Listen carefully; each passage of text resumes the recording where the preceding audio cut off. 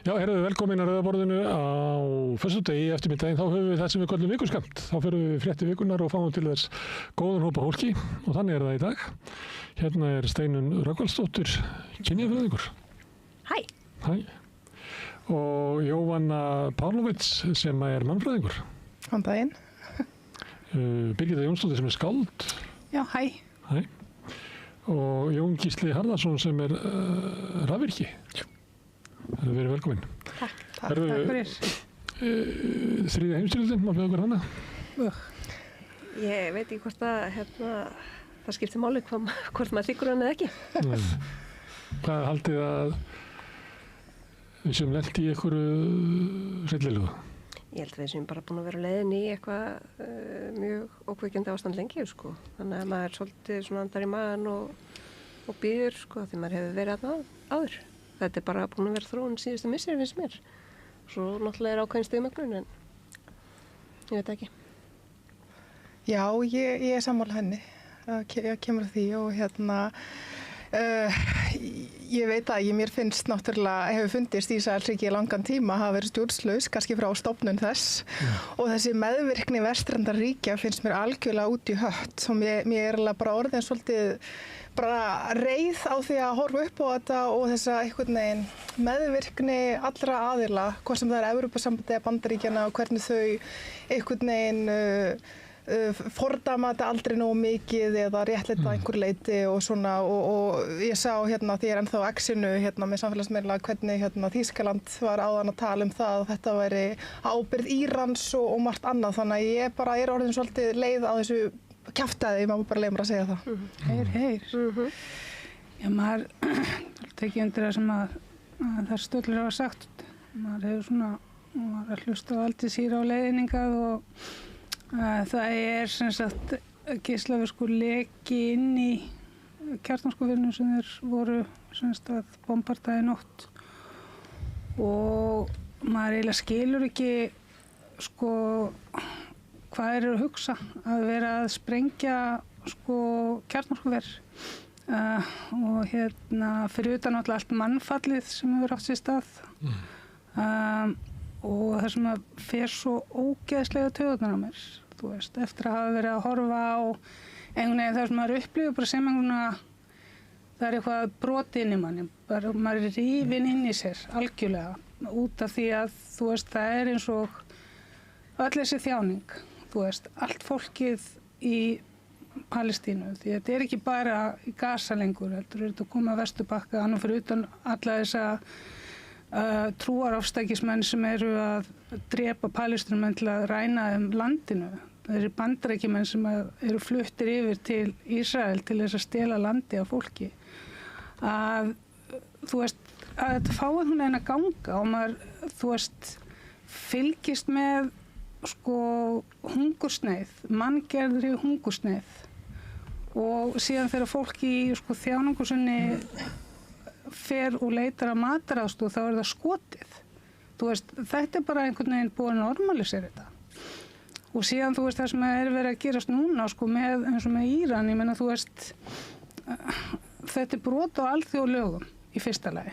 Þú veist, Íran var ekki með árás á Ísrael. Er eitthvað sem fer eftir alþjóðalögum í dag? Nei, það er það sem er dálítið augljóst að alþjóðalögin hafa verið sköpuð til þess að vernda vestræna hagsmuni. Bara eins og með, þú veist, alþjóðadómstólinn leið og einhverjir aðilar sem að, þú veist, eins og Netanyahu eða Putin, þú veist, það er enginn að fara að handtaka þá. Þú veist, en ef það er einhverjir Bandaríkjamenn setja viðskiptaþingvanir á dómara í Alþjóðadómstólnum. Já, þú veist, þetta er einhvern veginn, þannig að við erum einhvern veginn, við erum búin að vera á þessari leið lengi og í raun og veru hefur fasisminn aldrei horfið, þannig að bara leið svona og sýkur húðaður kannski. Já, þetta er svolítið eins og svona tilberi eða eitthvað skilur sem að hefur loksins komist í mjólk aftur og þannig að við erum bara, þú veist, að lifa okkar marstræðir, þú veist, þegar ég var barn þá óttast ég ekkert meir en kjarnorkustyrjöld, þú veist, og fyrsta ljóðið mitt var eftirmála kjarnorkustyrjaldar og þú veist, maður óttaðist að kveikja fréttunum út í maður svo hræddur að það var að koma kjarnorkustyrjöld. En núna bara bæði Rússar, þeir sprengja kjarnorkuver í Úkraínu og núna Ísraelsmenn að sprengja kjarnorkuver í Íran. Og þú veist, það ekkert heimsveldi sem er gott. Höfum það bara í huga. Allir sem hafa ómikið völd verða á endanum sturlaðir og brjálaðir konungar og megar fokka sér. Allir með tölu. En haldið að við séum að nú talaðum að við höfum lifað frið, það nú bara verið kannski í okkar nágrenni. Það nú verið stríð í Evrópu, það stríð í Evrópu, það stríð á Balkanska, ekkert svo fyrir löngu síðan. En haldið að við séum að lenda í svona raunverulegum stríðstímum sem munu hafa áhrif á líf okkar. Ég held kannski að við séum búin að vera í ómiklar í búblu í svo langan tíma. Ég held að þessi heimsmynd sem við erum að sjá núna einhvern veginn hinn raunveruleg heimur eins og hann hefur kannski alltaf verið. Stríð að koma heim kannski?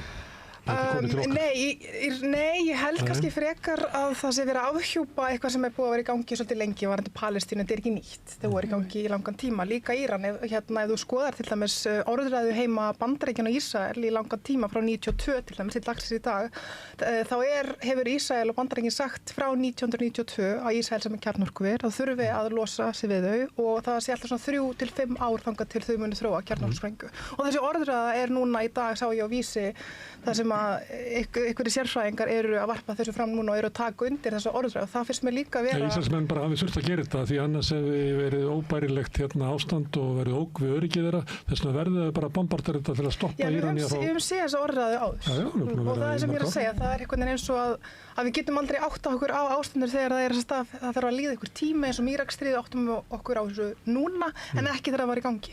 Og ég var svolítið áhyggjur af því hversu lengi ætlum við að leyfa þessu að viðgangast og vera alltaf að gagnrýna Vladimir Putin eða Íran en ekki líta okkur aðeins nær. Það svolítið búið að vera að grúma okkur?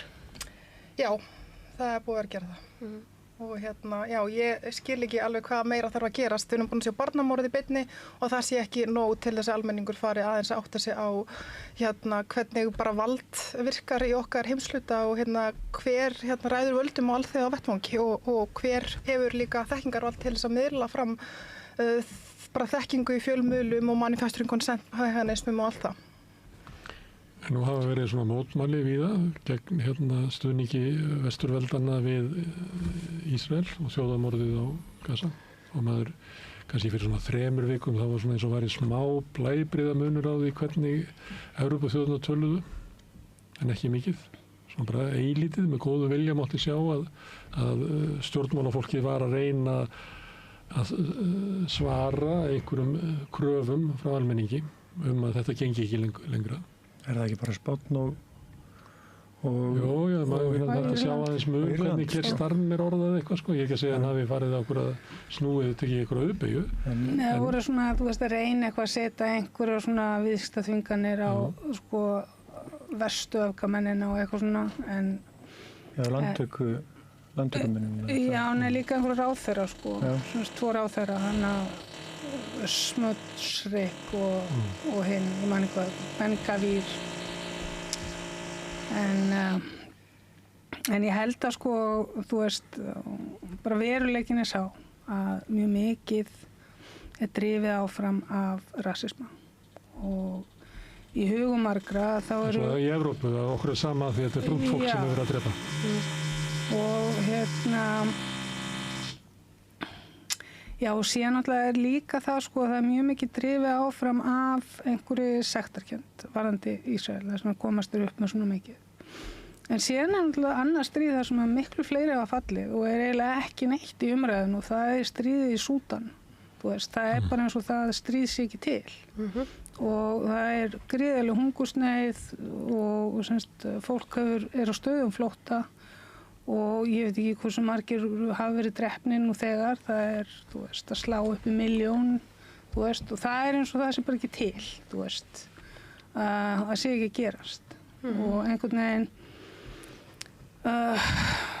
já, það bara og síðan ofan á allt þetta erum við að díla við hamfarahlýnun þú veist, sem að hefur rosalega áhrif líka á geopólitík úti. Ég meina, þeir sem að stjórna matarkörfunum, að þeir hafa völdin og kannski ástæðan fyrir því að Trump sé að reyna að taka yfir Kaliforníuríki sem bara, þú veist, þessi hvolpadráparinn hana, hvað heitir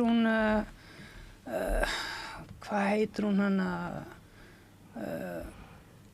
heimavarnarráðherrann. Er það Bondi? Nei, hinn, sem blaðamannafundurinn var í gær þar sem að þeir tóku og bodyslammuðu öldungadeildarþingmann. Er það ekki Pam Bondi? Nei. Nei, það er ekki hún, fyrir ekki? Nei, hún heitir eitthvað, ég man það ekki. Allavega þá var hún sem að var rosalega stolt yfir því að hafa skotið hvolpinn sinn. Hún var með blaðamannafund í Kaliforníu og þar mætti öldungadeildarþingmaður frá Kaliforníu í fylgd FBI og út af því að hann eftir að hafa kynnt sig vildi spyrja spurningu og þá var hann tekinn og hent í gólfið og handjárnaður og á sama blaðamannafundi var þessi kona að segja að þau væru komin til Kaliforníu til að frelsa það undan sósíalistunum sem væru við völd. Það er Kristi Nóem sem að... Já, Kristi Nóem, já. Hérna... Má ég aðeins grípa boltan út af því að ég er sammála henni að það er rasismi sem er rosalega mikill drifkraftur en það er náttúrulega líka nýlendu stefna og hún er náttúrulega rótin af rasisma og mörgu öðru og það má heldur ekki gleyma því að þeir eru alltaf að tala sektarkennd að sionismin er náttúrulega bara samfléttar við breska nýlendu stefnu og mér finnst það vera algjörlega magnað einhvern veginn hvernig við erum aftur meðvirk með það núna alltaf Bretland að fara að gera eitthvað Frakkland smá og þau eru búin að vera meðvirk allan þennan tíma að við viljum einhvern veginn ekki taka þau til ábyrgðar þrátt fyrir allt saman heldur allir að leyfa þeim einhvern veginn aðeins að pota í Ísrael en viljum ekki sjá heildarmyndina að Ísraelsríki var ekki til á þessara ríkja og það var ekki hægt að nýlendastefnan gæti ekki á sér stað án stuðning þessara ríkja hvort sem það er í fjölmiðlu eða vopnasölu og ég held að þurfa að taka það alltaf með í þessu samhengi. En er það ekki bara þannig að Evrópa er ekkert að fara að gera þetta? Evrópa mun bara standa með Ísrael? Að sjálfsögðu, út af því þarna er ekki bara einhver sektarkennd, þarna eru hagsmunir Evrópu og Bandaríkjanna. Þau eru þarna beint í Mið-Austurlöndum og það hentar að sjálfsögðu þessum hagsmunum. En ég held að ef ráðherrar ríkisstjórnar Íslands ætla að halda einhverjum snefil að trúveruleika þá þurfa að standa við stóru orðin sem voru þau að þegar einhver önnur ríki myndu setja einhvers konar viðskiptaþvinganir á Ísrael þá myndum við vera með. Við værum bara að bíða eftir að það væri eitthvað lið, ekki bara við eitthvað einn sem er svo lítil og allt þetta bla, heldur að væri einhverjum með. Nú þú veist, Noregur, Bretland og einhver fleiri lönd sem vorum að tala að hann búin að setja viðskiptaþvinganir á þessa öfgasíanista sem eru á ísraelska þinginu og þá er náttúrulega bara ekkert eftir nema að standa við stóru orðin og Ísland sláist í hópinn og þeim sem setja viðskiptaþvinganir. Þetta er pínu lítið en þetta er samt eitthvað og þú veist, krafan frá okkur sem höfum mótmælt þessu á Íslandi og víða er náttúrulega að taka þátt í hvers konar viðskiptaþvingunum og eins og okkur ber að gera og okkur ber að fylgja einmitt alþjóðalögum og vernda þau og styðja við þau. Þannig að það er það minnsta, pínu litla minnsta sem hægt er að gera og þetta hefur verið ljóst dögum saman og það hefur ekkert heyrst frá íslenskum ráðherrum sem er náttúrulega bara, maður velti fyrir sig ætlaðu ekki standa við þó þetta lítil, af því þetta er svo lítið en þetta skiptir samt máli. Þó ekki væri nema upp á trúveruleika Ísland sem hefur viðurkennt sjálfstæði Palestínu. Nákvæmlega þeir sem var að koma Spáni og hérna. Já. Þeir eru búin að fordæma þetta og hérna. Við tókum eitthvað leiti þátt í því, einu umferðinni, en viðskiptaþvinganir ekki. En er ekki bara íslensku utanríkisstefna, hún er bara svolítið á villingunni, ég held ég veitum ekki hvað leið við ætlum. Af því að ég ætla að vera að segja orðræðinu og það að utanríkisráðherra langar að fá bandarískan hér, ég skildi það þannig og við að líta til Danmörku og þá náttúrulega er ekki hægt að setja viðskiptavinur Ísraels þegar þessi tvenn ríki eru fléttur saman. Við erum náttúrulega sko þegar algjörlega fléttur saman með Bandaríkin. Við erum með varnarsamningi Bandaríkin og samkvæmt honum þá geta Bandaríkin hér komið hingað ef það vill. Já, og svo náttúrulega ævinlega velkomin. Algjörlega og það er eiginlega sko það sem að mér finnst svolítið átakalegt er að, þú veist, þetta viðtal við Bolton, þar sem hann segir bara að passi ykkur að vera ekki sýnileg.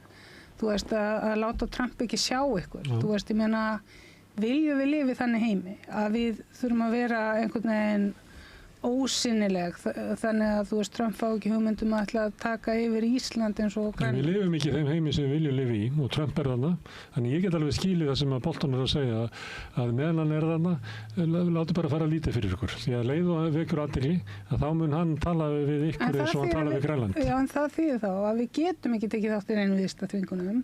Það alveg saman hvað fólk að segja, en ég menn þú veist, ef við verðum sýnileg leið og við tökum þátt í einhverju. Var hann ekki að meina það að við varum að ringja eitthvað í vilja taka upp varnarsamningin eða eitthvað slíkt sko. Já, en sko þá held ég að fyrst að við getum það bara gert það sem okkur sýnist að sko muniði eftir hvað við vorum stolt yfir því að vera fyrst til þess að lýsa yfir sjálfstæði, þú veist, að taka undir sjálfstæðisyfirlýsingar Já. Það var eitthvað sem að Bandaríkjamenn vildu sko. Já, en við getum ekki hreikt okkur mikið af því sko. Við gera bara það sem að stóri kallið vill. Við vorum rosalega stolti við því og við vorum líka stolti við því að við vorum fyrst á svona vestur-evrópska landi til þess að lýsa yfir stuðningi við sjálfstæði Palestínu. Væri þá ekki líka rosalega cool ef við getum verið fyrst til þess að bara fara í gang með viðskiptaþvinganir allt sem að tengist Ísrael. Þú veist, bara enga viðskiptasamninga, bara sem sagt, þú veist, ekkert SodaStream eða þú veist, appelsínur eða eitthvað. Þú veist, það nú ekki svo mikið sem við erum að kaupa, það ekki svo mikið viðskiptalega séð undir. En Trump veit alveg hvað hann sendi varaforsetann í fyrri hingað, hann kom hingað, hann veit alveg en það engin hagsmuni fyrir hann hérna, hann náttúrulega uppfyllir að sjálfum sér og hann já, núna kannski þeir voru óvinnir hérna Tesla-gaurinn og hann Elon Musk, en ég meina ekki lengur. Nú er hann vinna aftur. Nei, sko, En þeir voru náttúrulega en það er náttúrulega þeir hafa náttúrulega þvílíka námur, gullnámur og úran og allt grænlendingar og hann er að sækjast eftir þessu held ég en hann hefur ekkert hér nema þá óstóta náttúru og hann það var atkvæðagreiðsla, það var ekki bara í gær í allsherjarþinginu að krafa vopnalé held ég að vera orðað strax. Þar greiddi Ísland atkvæði með en Bandaríkin á móti og Ísrael á móti og fór 149-12. Þannig að Ísland getur alveg greitt, fyllt einhverjum svona gröfum. Það er ekkert að vera alveg aftan í ossi með Bandaríkjunum. Ísland er líka bara sjálfsagt ríki. Þannig hvað er hægt að gera án viðbragða. Þú vorum að tala Bolton, sko, hvenær vekur athygli. Það er stendur út úr hópnum. Sko vandamáli er að það gæti alveg gerst að Trump myndi horfa á einhverja bíómynd þar sem Ísland kemur fyrir. Þá allt í einu myndi að fá hugmyndi eins og það er að horfa á Alcatraz myndina að þú veist að það þurfi að gera eitthvað í Ísland, þú veist. Þannig að En hvað hagsmuni erum við að tapa á, þú veist, að við styðjum palestíns börn eða, þú veist, hvað erum við að tapa? Hvað getum við ekki hert sultaróluna þá hvað er svona mikilvægt að við getum ekki fordæmt það? Ég skilur ekki, Þetta er eitthvað sem ég langar að spyrja utanríkisráðherra því að ég sé allavega ekki það að Ísland hafi eitthvað opinbera utanríkisstefnu heldur. Hún er ekki til, íslensk utanríkisstefna, hún er einhvern veginn bara hefur alltaf verið, finnst mér í langan tíma alltaf að gera það sem aðrir gera. Eða gera stór þjóð mest megnis og síðan kannski að kjósa eitthvað svona í Sameinuðu þjóðunum sem hefur rosalega lítið kannski vægi samt sem áður og stuðlar ekki að miklum breytingum til þess að svona sigurhúðuna, en ég lít á þetta þannig. Ég held við séum alltaf fléttu saman við utanríkisstefnu Bandaríkjanna og er rosalega mikið að herma eftir þeim og líka það sem að gert í Evrópu og þóttu sem sjálfstætt ríki að þá finnst mér við að vera rosalega lítið það kemur að hugsun ekki vera nóg sjálfstæð. Það er Alþingi útvistar utanríkisstefnunni upp í Valhöll sem útvistar utanríkisstefnunni til Pentagon. Það er svona Já, ég meina sko, þú veist, mér finnst samt í mann og eftir þegar Össur var utanríkisráðherra og hann barðist mikið fyrir þessari sem sagt, yfirlýsingu stuðning við palestínst ríki. Það var algjörlega sjálfstæð utanríkisstefna. Já, hann hefur mikið fylgt henni síðan þá. Hún er bara sjálfstæð á blaði. Hvað hefur við gert síðan þá? Ég meina, þú veist, hvað getum við gert nema að vekja athygli á því, þú veist, og það er bara mjög oft vakin athygli á því þegar að verið að tala Palestínu, þú veist, mér finnst Við finnst að fel okkur á bakvið þetta. Við höfum núna gefið Palestínu sjálfstæði og núna einhvern veginn getum við ekki gert neitt meir. Ég upplifði ekki þannig, sko. Mér finnst að, þú veist, mér finnst að mér finnst að sko til að gæta sanngirni, þú veist að það sé ekki, þú veist, það er ekki alveg svartkvítt, þú veist, mér finnst að maður er að lyfta upp því sem er vel gert, skilurðu, þú veist, ef það er eitthvað sem er jákvætt til þess að fólk sem að stendur í því, þetta var ekkit einfalt mál að gera þetta, að ná þessu gegn. Þetta er svolítið langt síðan, sko. Já, ég meina, ég veit að það er langt síðan. Það er búið að vera, hvað er margir búið að degi í dag? Ég skil bara ekki hvað Palestína fær af því að höfum gefið sjálfstæði. Það breytir ekkert miklu fyrir Palestínu og hérna... Nei, vonin var að með því, og ég meina það voru fleiri ríki sem fylgdi kjölfarið, að nýta sér það að við út af því vorum frekar neutral, að ef við myndum gera þetta á þessum tíma, skilurðu, að þá myndu fleiri þora að stíga þetta skref. Það var pælingin á bakvið þetta. Má ég breyta aðeins hérna, þegar vorum að tala um þriðju heimsstyrjöldina og það er náttúrulega sem að þá einhver slík átök að það muni hafa afgerandi áhrif á bara hversdagslegt líf okkar. Upplifið þið það eða eru þessi hernaðir hérna eitthvað stort í heimi eins og í Súdan sem að við getum bara ekki heyrt af í marga mánuði? Eða þessar bara ongoing fréttir frá hérna Gaza og Íran og Úkraínu, að þetta er raunverulega þá hérna kemur þetta ekki upp að okkar ströndum, að svona í útlöndum er hérna spurt ef 10 milljón manns sem myrtir í gamni utan lands, sannlega með að súpa hel í syrkjað ekki ferði vel. Aftur á móti var annað stríð í einu grjótklitti, þið kannast við þetta? Já. Af því að fólk sem var fætt á tímu þegar var svona kjarnorkuvá og það var svona þegar friðarhreyfingarnar urðu til að það var svona hugmyndum að við gætum lent í, það gæti komið til okkar. Upplifið þið það þegar að horfa á þessar fréttir að þetta gæti komið til Íslands, þetta sé ekki eitthvað sem að við erum að taka afstöðu til þess að við erum að stoppa þessi morð á fólki sem er þarna, eða getur þetta stríð einhver leyti komið til okkar? Erum við í slíkum svona hamfaratímum í alþjóðamálum að þetta getur bara umbreytt lífinu eins og við höfum lifað í hingað til? Já, við erum að trúa því, við trúum því núna að við erum að hafa þetta sem sagt, Úkraína, vera fórna Úkraínu fyrir þá, við erum þá að gefa fórna Ísrael þá fyrir skilið sem sagt, Úkraína stríða á að hafa í Úkraínu og við setjum pening í það til þess að það kemur ekki til okkar. Er ekki skilja við erum að gefa pening í vopnasölu til... En er það margir sem trúa því að þetta sé svona dómínó, þetta er svona sama og við verðum að verja hérna Vírnam því annars færist kommunismin yfir heiminn? Er það þannig að ef við signum ekki Rússa í Úkraínu, þá munur Rússa bara taka París? Nei, við erum að því. Þú trúir þessu ykkur? Nei, en við erum samt, það er okkar stefna, það er ekki okkar stefna, við erum að breyta okkur, við vorum ekki neutral lengur, við gáfum leyfi okkar peningum til þess að kaupa vopn til þess að drepa Rússa. Já. Og en við lifum í því að þetta fari ekki lengra, að haldi þessu þarna, við trúum, það er okkar stefna, ekki það ég trúi því. Og þess vegna erum við að halda þarna og nú er ég líka hugsa með Ísrael, er ekki Bandaríkjastjórn að nota Ísrael að reyna að halda þetta þar, þetta sem dreifist ekki lengra, vonandi að þetta stoppi þarna, ég veit ekki, Þetta er náttúrulega sko Ísrael er í hugum Bandaríkjanna bara risastórt svona fljótandi flugmóðurskip í þessum heimshluta og þú veist þegar kemur svona praktiskum hlutum. En nú er Íran að fara að reyna að bomba Ísrael, þeir eru ekkert að fara lengra en þangað. En hafa þau sama afl og Ísrael? Ísrael hefur náttúrulega gríðalegt hernaðarafl og hafa líka gríðalega varnir langt umfram Íran sko. Já, ég held að Íran sko þú veist, það er rosalega erfitt að vera spámaður hvað gerist næst. Þú veist, þeir munu verða að, þú veist, þeir eru búin að reisa rauða flaggið og þeir verða að hefna. Ég meina, svo mikið almennum borgunum sem að dóu. Já, en ég er ekki að byggja ykkur að spá því, ég er bara að velta því fyrir mér, sko, að óttinn við næstuð í heimsendi sé þannig að þegar þið eru að fylgjast með þessu fréttum að þið upplifið að þessi ógn geti komið hingað.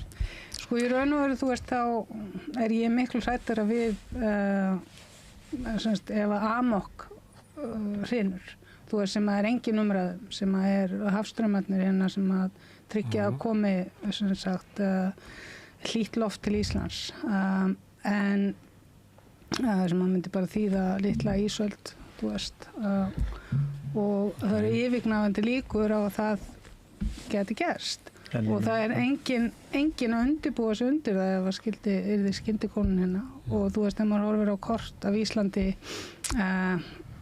bara svona heiminum hérna í kring, þá erum við alltaf inn í einhverju svona kaldri búblu á meðan að hitinn verður meira og meira annar staðar.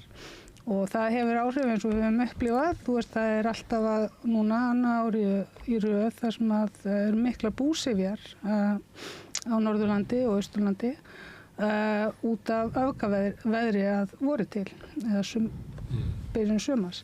Þannig að þú veist, ég hef meiri áhyggjur af því að það sé að koma til okkar umhverfis váin. En heimstyrjöld, hvað á listanum er heimstyrjöld? Hafstraumurinn er nummer 1. Mér langar líka með þetta hitt en Danmörk fyrir lengur síðan þeir sendu út afturplagg hvernig við áttum að lifa af 3 daga.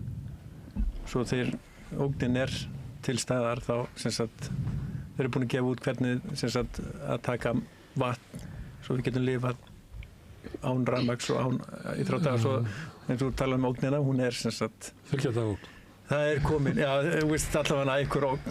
En þetta var gert í Skandinavíu, voru ekki stjórnvöld bara að gera þetta til þess að fá aukið fylgi, til þess að auka útgjöld var þetta ekki bara eitthvað PR-tricks? Rauði krossinn er búin að keyra þessu hart núna bara í dálítið langan tíma á Íslandi, sko. Það var líka, þú varst að tala um það ef ógnin, ef við værum, en hún er komin. En í hvaða samhengi er þetta tala um þetta? Er þetta í samhengi við það sem var að gerast áðan, varandi Íran og Ísrael? Ég er bara að velta fyrir mig því ég þekki að kannski svona í kringum 1980 þá var bara fólk sem var með þessa hugmyndum heimsendi, svona ógn. Heimsendi, já.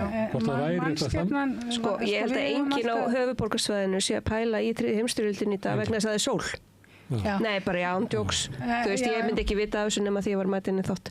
Nei, sko, þú veist, og það er ákveðin aftenging líka og það er ákveðin aftenging bara hér í þessu samfélagi við það sem er að gerast út í heimi eins og þessi aftenging sem á sér staðvarandi flóttafólk, hversin er fólk að koma hingað og átök, það er aftenging þarna á milli og þú veist, loftslagsbreytingar líka, fólk sem er að flýja loftslagsbreytingar og þess vegna erum við líka að sjá, sko, þessi aftenging, hún birti svo í því að, þú veist, fólk skilur ekki, það er hrætt við að hingað koma fólk þó að það verður til ákveðin ótti sem að er auðvelt fyrir þá sem að eru að trekkja upp rasisma að hagnýta sér eins og við erum náttúrulega bara að sjá vera að aukast undanfarið með núna bara reglulegum mótmælum á Austurvelli hjá rasískum samtökum. Þannig að þú veist, það er bara mjög mikil aftenging ennþá og ég veit ekki hvað þarf til þess að Íslendingar fara að tengja sig við það sem er að gerast út í heimi. Ég veit ekki hvað þarf til. Ég sammálaður algjörlega þess og varðandi þessi heimsstyrjöldina, ég hef ekki mikið spáð henni en ég menna ef hún gerist þá er ekki mikið sem hægt er að gera einhvern veginn og þá verður við bara að hafa það en ég tel einhvern veginn samt að þetta stjórnleysi Ísraels undanfarin tengist hníkunum vestrænna ríkja á alþjóðavettvangi sem gæti leitt til einhverja fleiri átaka en áður og hvort að við verðum dregin með þetta ef að Bandaríkin verða dregin með þetta þá náttúrulega eru við þar líka með ég held að við gleymum því mjög ofta þótt við lítum okkur sem friðsæla þjóð að vera með þeim bandamann þeirra að vera NATO-þjóð gerir okkur að skotmörk eins og Stefán Páls hefur beint ítrekkað á og viljum ekki hlusta. Ég heldur þetta sko, þú veist að hafa í huga þessi árás á Íran var gerð í samstarfi við bandarísk yfirvöld, þú veist, það hefur alveg komið fram og einhverjar vestrunarþjóðir, ég held að það hefur Þýskaland en ekki Frakkland sem að fengu viður á þessu fyrirfram út í að Ísraelir fíl út í Macron fyrir að stíga einhver pínlítil babyskref í að vekja athygli á því að það þurfa að gera eitthvað varðandi þjóðarmorðið þannig Gaza. En sko ég held í tengslum við, þú veist, svona þess að það hefur alltaf verið viðlóðandi við manneskjuna að lifa í einhvern svona dómstags ótta og það er mjög mikilvægt að þó svo að allt virðist vera að fara til fjandans að gefa ekki inn í óttan en á sama tíma er líka mjög mikilvægt að vera meðvitaður og gera sig meðvitaðan og finna, þú veist, sko ég stóð einhvern veginn fyrir 9 mánaða löngu mótmælum fyrir utan kínverska sendiráðið og alltaf hverju viku og stundum oft viku þá skipulagði mótmæli þar og til þess að mótivera mig þá horfði ég á alls konar heimildarmyndir og annað hvernig komið fyrir og hvernig hefur verið kerfisbundið Tíbetar verið kúgaðir og stundum þarf maður að pína sig til þess að þó svo mann langir til að vera út í sólinni og allt þetta, maður þarf líka að pína sig til þess að gera sig meðvitað, til þess að vera mótiverað, til þess að gera eitthvað pínlítið, maður þarf ekki að gera mikið, og það er eiginlega eina sem maður getur gerst. Það er nú bara kynslóð af okkar og ömmu og langa og langömmu sem byggu í okkar heimsluta sem sigldi inn í heimsstyrjöld. Ég veit ekki hvort að sé eitthvað neginn svona, hvort að það fólk að gera eitthvað annað, hvort að kannski ekki alveg að byggja undir fasismann sem að leita kannski til setjum kannski ættum við að horfa til þess. Það væri kannski snjallt að gera eitthvað til þess að stoppa þetta. Það er náttúrulega stjórnlaus hernaðarhyggja sem er ríkjandi í okkar heimsluta. Það er bara, maður heyri stjórnvöld á Vesturlöndum tala svona fyrir friði. Við getum byrjað á því að hætta að kalla alla pútinista sem eru á móti hernaðarhyggju. Það var í góð byrjun, til dæmis. Þá eru það aðrir sem myndi segja að það er einmitt lærdómurinn af seinni heimsstyrjöldinni að við verðum að stoppa Pútín sem er Hitler okkar tíma. Hvað segirðu við því? Ég er ekki sammála þeirri hvað maður að segja, orðræðu og ég eins og fræðimenn í Bandaríkjunum hafa ítrekað bent á John Mearsheimer sem er algjörlega útilegur umræðinni, Stephen Walt sem er prófessor í Harvard-háskóla þá samskiptum, hafa bent ítrekað á að líta á þetta í frekara samhengi við NATO-útþenslu og við einhvern veginn stimplum það sem pútínísk orðráð. Ég held að það sé ekki gott að gera það og varðandi lítum þetta í samhengi núna við Íran að við fylgjumst með þessum fræðimenn í Bandaríkjunum hafa sagt það að þá náttúrulega lítur Íran á kannski þessa útþenslu og einhverja samninga sem hafa verið gerðið við Rússland sem einhvers konar svik og núna eru þeir næstir, þeir líta á þetta þannig. Þannig að ég held að viðbrögð Írans kannski verði aðeins öðruvísi heldur en bara að sprengja Ísrael. Ég held að það verði að vera meiri taktík ég held að þeir upplifa þetta þannig að þeir sjá svik. Þeir hafa náttúrulega átt samning við Vesturlönd varðandi kjarnorku og annað. Akkurat, það er sem ég er að segja. Þannig að hvað sem við lofum við einhvern veginn stingum í bakið í lokin og segjum svo þessi ríki svo ómögulega einræðisríki og þetta er bara klassískur McCarthyism frá 20. öldinni og ég held bara einhvern veginn að ég veit ekki, við þurfum aðeins sem ég segja að líta okkur nær og hætta alltaf að benda á aðra sem Hitler einhvern veginn þeir eru nógu margir líka í okkar heimsluta.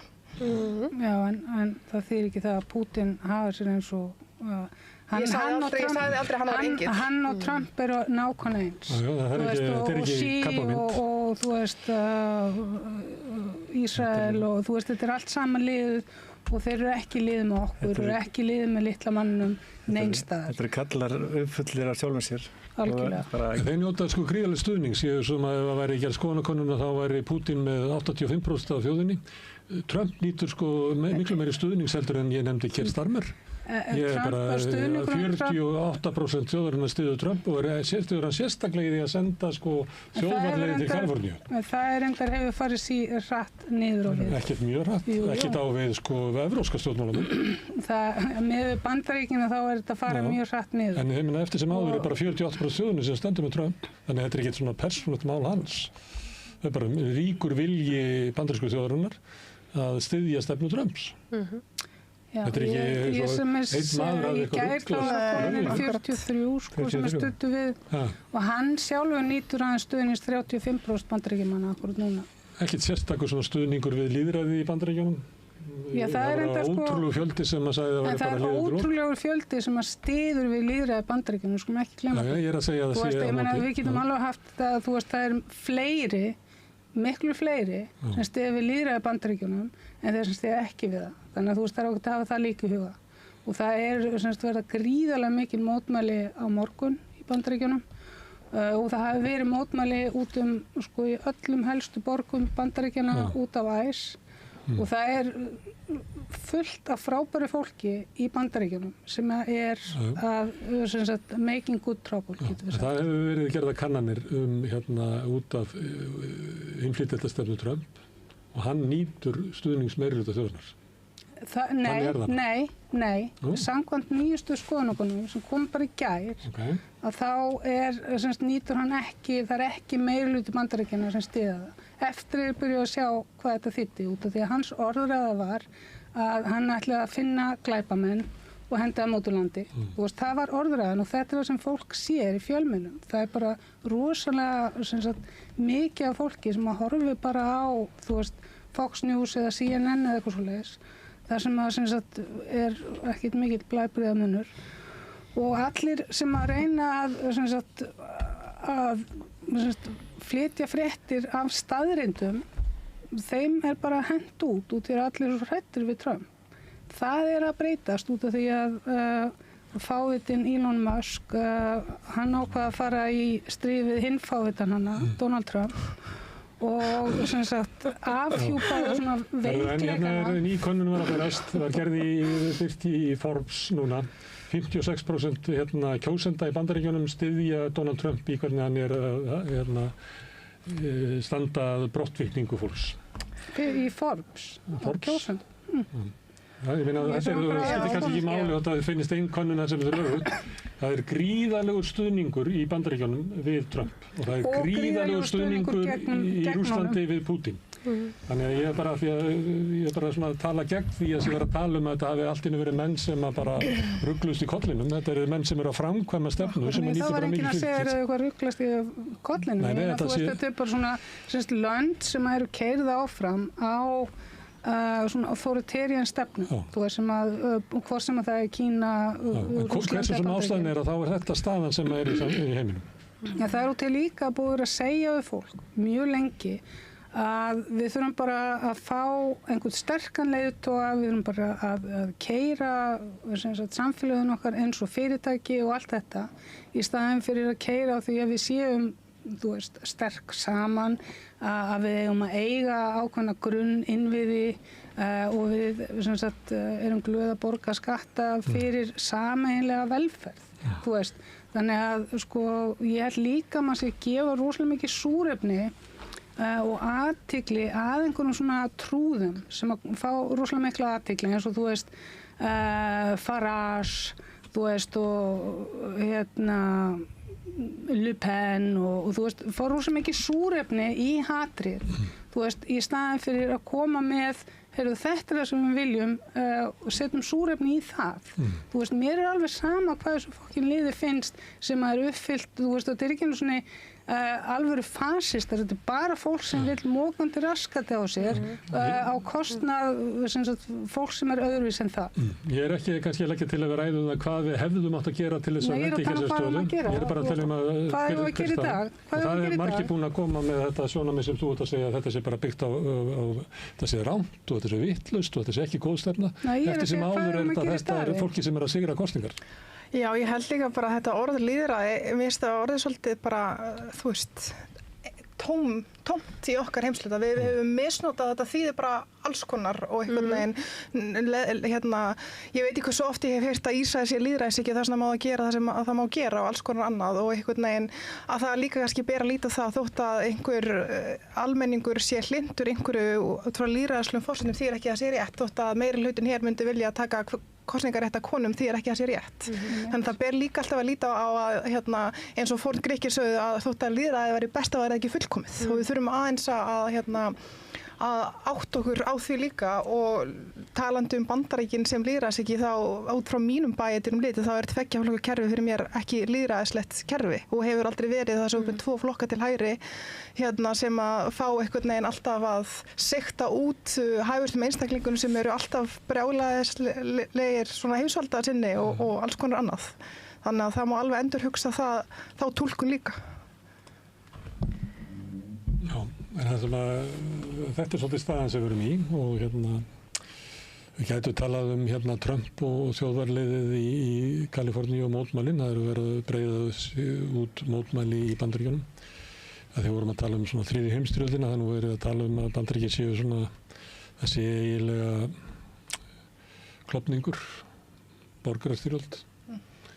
Sjáu þið fyrir ykkur að þetta geti stigmagnast í Bandaríkjunum? Ég held bara, ég er sammála sem hún sagði hérna áðan, Birgitta, því að þú veist, ég held bara að fólk verði aðeins að átta sig á því að við erum svona anarkistir smástund og það ákveðið yfirvald til staðar út í heim sem á ekki rétt á sér. Við þurfum aðeins að taka valda okkur tilbaka. Ég held við framselt af valdinu okkur ómikið til stórfyrirtækja og líka þótt að það séu kosningar til staðar í einhverjum samfélögum minna Hitler komst til valda með kosningu og það þýðir ekki að það sé alltaf að stefnumótunin eða orðræðar allt það sem að menn eða konur fara fram að færa sé endilega gott og það ekki alltaf þetta fyrst mér réttlæta með lýðræðislegum rökum. Það er bara nálægt okkur það sem að flokkar og menn hafa komist upp með að brjóta niður lýðræðiskerfið í gegnum kosningar eins og Erdogan í Tyrklandi og Orbán í Ungverjalandi og lögur réttur á sínum tíma og svo náttúrulega Putin sem kosinn. Ég held að þurfi bara meiri meðvitund í samfélaginu, einhverju meiri gagnrýni. Ég held að einhvern veginn að, eins og ég segja, að kapitalismin fyrir mér persónulega orðin alltof svona umfangsmikill og hefur einhvern veginn eyðilagt finnst mér öll að grunninnviði samfélagsins og það stéttaskipting elur upp á fasisma og margt annað að hatri og það hefur mannkynnsagan kennt okkur. Kapitalism og lýðræði fer ekki saman? Ég er sammála því. En mér finnst við sem þjóð vera í ákveðnu svona mótsögn, við einhvern veginn viljum samstundis eiga gott velferðarkerfi en vera rosalega svona smá hægri sinnuð samstundis. Einhvern veginn borga lága skatta og það bara einhvern veginn gengur ekki upp. Þannig ég held að einhvern veginn að við þurfum aðeins að líta bara innra við og bara hvað viljum við og hvernig samfélagi viljum við búa í. Já, það einstaklingshyggjan sem tröllríður öllu sem að grefur undan þessu sem þú ert að tala held ég er alveg sammála sko. En varðandi mótmælin í Kaliforníu við þessum gjörningi fyrsta lagi ICE og svo náttúrulega Trump þegar hann sendir inn þjóðvaralið sko þá náttúrulega getur maður giska á það sé bara mjög strategist og sé mikið undir hjá Trump að setja bara Kaliforníu på plass og Los Angeles og þetta allt saman. Vegna þess að Kalifornía greiðir mest í skatt af ríkjum Bandaríkjanna, bara langmest og það ákveðin svona ógn við veldi Trumps. Gavin Newsom sem ríkisstjóri hann bara væntanlegur forsetaframbjóðandi segir fólk sem er að byrja að spá í þessu vestanhafs. Þannig að það þarf svolítið svona að setja þau på plass og sína einhver ræður og það klálega, þú veist, að einhver leiti að takast af því að, þú veist, fólk mjög hrætt heyrir maður á fréttaflutningi frá Los Angeles. Fólk bara hrætt við að fara út, fara, þú veist, í búðina, fara í, þú veist, einhvers konar fjölskyldu hitting og eitthvað svoleiðis vegna þess að það geti bara verið skotið með einhverjum, þú veist, less lethal weapons, eitthvað svoleiðis bara fáránlegt hugtak sem verið að nota. Fólk klálega hrætt. Það þýðir ekki það að það sé ekki líka hugrætt fólk sem að fara út og að mótmæla sannarlega líka. En það sem hann gerir náttúrulega, hann að reyna að æsa upp þau mótmæli sem voru fyrir með því að ögra með því að setja inn þjóðvarnarliðið þannig að gera meiri úr þessu þannig að meiri ástæði til þess að beita hernum á almenna bandaríska borgara og þannig náttúrulega að reyna að fylgja eftir og standa fast með þessari stefnu sem hann hefur í málefnum innflytjenda sem að lögð mjög skýrt fram í Project 2025. Þannig að þetta var planið frá upphafi og það þurfum bara að fara í hann sem kannski stærsti eða eina stærstu ógnunum sem náttúrulega Los Angeles. Og þannig að ég held að þetta ákveðnu leiti bara, þú veist, mjög strategist. Svo það ekki árið að laggan í Los Angeles, hann tekur alveg fólk hægri og vinstri, sko, þannig að hann knýr á harðari aðgerðir, sko, lögreglunar. Lögreglunar í Los Angeles náttúrulega hefur alltaf verið bara rosalega brútal. Það er ekki 9.000 lögreglumenn og aðrir til staðar. Sko. En ég vil counter þetta með að fólk í Los Angeles hrætt. Þú veist, þessi staður, þar sem heimavarnarliðið bara, þú veist, einhverjar 2-3, eins og við kalla blocks í miðbæ Los Angeles. Ég verið að fylgjast mjög mikið með fólki sem svona ég horf alltaf á eitthvað sem heitir Internet Today sem eru 2 nördar sem flytja manni furðulegar fréttir og þeir búa í LA og þeir eru búin að fara á þessi mótmæli mjög reglulega Það það voru risastór friðsamleg mótmæli sem að var engin handtekin á og eitthvað svona skilur þannig að þú veist og svo gay pride akkurat í gangi þessa sömu helgi þannig að það var mjög mikið af svona queer fólki sem að mætti síðan á hinn mótmælin og þannig að þetta var svona langflest allir sem að ég þekki að kannast við að fylgjast með frá LA ekki neitt hræddir og að fara í mótmælin. Ég held að fólki sem að sé af innflytjenda bakgrunni sé mjög hrætt. Já, það hrætt. Já, og það fólkið í Los Angeles. Já, sko, það sem ég segja að þeir sem að fara á mótmæla eru bæði, sko, fyrstu mótmælin raun og veru voru bara fólk Það forréttindi að treysta sig til að fara á mótmæla. Hvað segirðu? Það forréttindi að treysta til þess að fara á mótmæla. Já, algjörlega, og enda eru það þeir sem að mæta á mótmælin að fara nú til hinir geta það ekki. Nei, af því þau eru hrædd.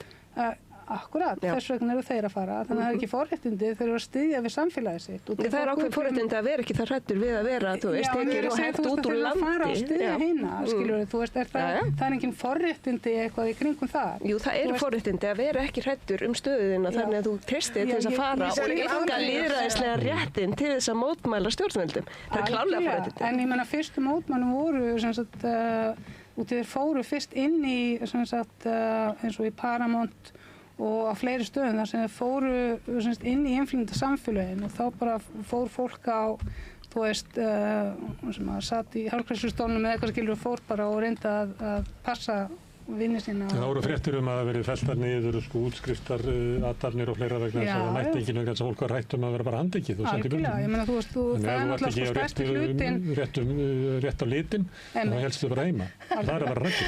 Já, algjörlega, og gleymum því ekki líka, þú veist, það er búið að handtaka til mér fullt af, sko, frumbyggjunum sem að fólki sem að landið var stólið frá upprunna það er bara reglulega samt, það er bara algjörlega þeir eru handteknir sko út af því að þeir eru öðru svo litin og sagt fara heim hvert þú ert heim með mér. Þetta er komið núna í Hæstaréttin ekki þegar hann féll dómur í héraðs að hann þarf að Trump þarf að láta þjóðleiði til stjórnar ríkisins. Já, en þeim tókst að setja því að síðan frestað áhrifun að fresta út í einhver einn dómari sem að tók undir á einhverju öðru dómstigi. Það er talandi mótmæli og skulum við fara hérna í Túngarðinn heima. Það er annar fundur á morgun í félagsskapnum Ísland þvert á flokka á Austurvelli. Ég var átta mig ekki á því hvað þeir eru að fara í, sko. Hvað er þetta bara pjúra rassismi að þeir vilja setja dögt fólk í burtu? Þeir vilja stoppa hælisumsóknir í 5 ár. Á minnskosti það er eina þeirra kröfum. Stjórn verði tekin á landamærunum eitthvað þess? Getur þau þá að stoppa Úkraínu fólk að koma hingað? Bara alla. Alla bara? Alla sem eru að leita hæli eða vernd, sem er nótabenni mannréttindi að leita vernd vegna þegar þér eru ógnað í þínu heimalandi. Það eru mannréttindi að óska eftir alþjóðlegri vernd. Það eru náttúrulega, þetta eru mótmæli undir mjög skýrum kröfum, þetta eru 6 kröfur, reitt að hælisleitendur verði vistaðir í lokuðu úrræði eða sendir úr landi á meðan á bakgrunnsrannsókn stendur og þeir sem að koma án skilríkja verði vísað tilbaka. Ég held að þetta er brot á alþjóðalögum að við verðum að taka á móti fólki. Ég held að það sé ekki gagnlegt samt alltaf að tala að þetta sé rasismi búið. Því ég held að við verðum að líta á rót vandans og ég tel rót vandans vera í fyrsta lagi eins og ég hef rætt hérna ári, ég tel rót vandans vera stéttaskipting, ég tel rót vandans vera fjölmiðla taka rosalega mikið þátt í að skapa þessa orðræðu þessum amenskuvæðir, hælisleitendur og fólk sem er erlendum uppruna. Og ég tel líka vandamál vera það er rosalega mikil vanlíðan í samfélaginu sem ég tel eiga rætur ekki lítið stéttaskiptingar, efnishyggjurnar, samfélagsmiðla og margt annars og ég held að þetta sé bara endurspeglun á því að fasisminn kemur ekki bara upp við þurru, hann á sér rætur og ég held við þurfum að fara í rót og ætlum að leysa þetta vandamál. Líka pólitíkin sem telur sig hag í að tala þetta, þannig. Svo náttúrulega líka öllu grautur saman, þú veist það er innflytjendur, hælisleitendur og síðan kvótaflóttamenn. Þú veist, eins og að allir sem eru útlendingar séu undir einum hatti og þeir eru allir eins og þeir eru allir að fara að taka eitthvað frá okkur. Þú veist, það er orðræðan. En á sama tíma að þá höfum við búið til samfélag þar sem að er flutt inn mjög mikið af farandverkafólki til þess að vinna á láglaunarvinnu og til þess að sé hægt að hafa Ísland sem sagt Disneyland norðursins og sem sagt og fyrir vikið út af því að svo mikill vöxtur af farandverkafólki sem að mjög oft fólk sem að svona hrúað inn í einhver hryllingshúsnæði margt saman það fær ekki sín verkalýðslegu réttindi og annað og mjög margir horfa fram í þessu út því að allir eru að græða og við verðum að fá hana Jóhannes útskýrara til þess að segja okkur hvað er mikilvægt að við bara séum með gegndarlausan túrisma á Íslandi og þú veist þetta skapar líka óróa hjá fólki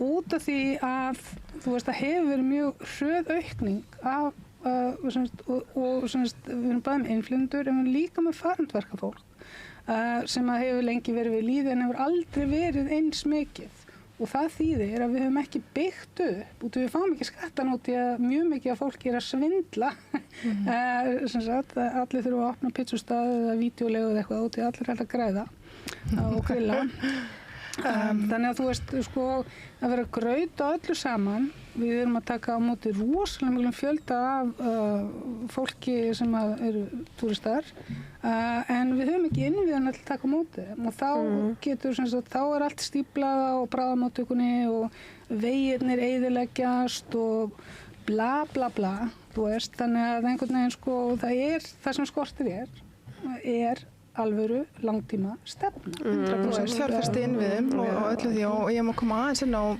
einmitt svona sálgræna íslenska almenning var þetta þá lítur náttúrulega íslensku almenningur á því þannig að við séum svona heimismeistarar í jafnrétti kynjanna og síðan kannski hinn raunverulega heimi að það þrífst mikið af ofbeldi hér, sérstaklega kynbundnu ofbeldi og ég held að það liggi rosalega mikil skömm svona innst í beinið hjá okkur og í staðan fyrir að líta inn á einn barn þá er alltaf auðveldara að benda á annað og ég held að sérstaklega þú veist hælisleitendur þá sérstaklega karlar séu svolítið skotmark þar að það sé alltaf sett á þá svona projekta aðeins reiði og tráma og sorg á einhvern hóp sem hefur ekki verið lengi á þessu landi eða er ekki rótin af vandamáli og ofbeldi Íslands. Það er ekki vandamáli, ég meina þeir eru ekki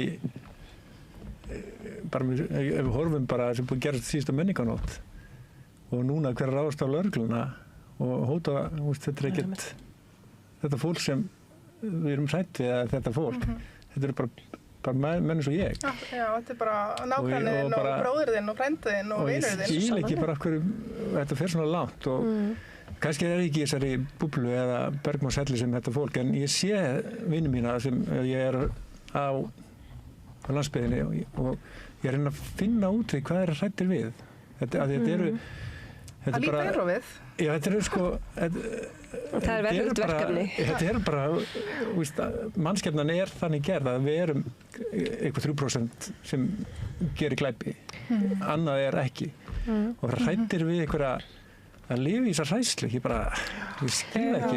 Mjög mikið sko, það eru svo margir radikaliseraðir í kringum COVID, þá byrjaði að horfa á Jordan Peterson og Joe Rogan og bara þú veist, fóru einhvern veginn að margir sem sko, og sérstaklega ungir karlmenn á þessum tíma, í COVID-tíma, þeir fóru bara inn í hennan heim, þar sem byrjaði að trúa á alls konar bull sem sagt Jordan Peterson og þú veist hvað Andrew Tate og allir þessir sko aular og bara lúserar og síðan alltaf Joe Rogan með allt bullið sem að þar er sem sagt talað og einhvern veginn þá náðu þetta ákveðna svona fótfestu út í þessum heimi að þá urðu karlmenn mjög mikil fórnarlömb.